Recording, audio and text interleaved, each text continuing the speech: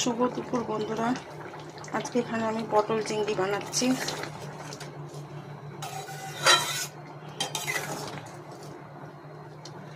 দেখো কেমন হয়েছে।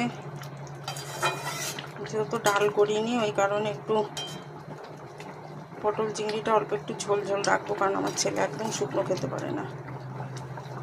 তারপরে এখানে করেছি উচ্ছে ভাজা, আর এখানে সর্ষে শাক। এই শাকটা আমার উপরে ছাদ বাগানে হয়েছিল, অনেকটা সর্ষে শাক হয়েছিল, ওই জন্যে ওটাকে নিয়ে এসে আজকে বেগুন দিয়ে ভাজা করেছি। আর ডাল, ভাত। আর ওখানে আছে টেবিলে কুমড়ো, আলু দিয়ে মাছের মাথা দিয়ে তরকারি, আর টক দই তো রেগুলার আমার লাঞ্চে থাকেই।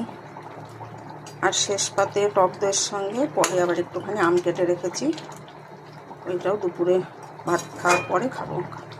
হয় রাত্রে খাই, আম কেটে রাখি তখন ছেলে খায়, আর না হলে দুপুরবেলা।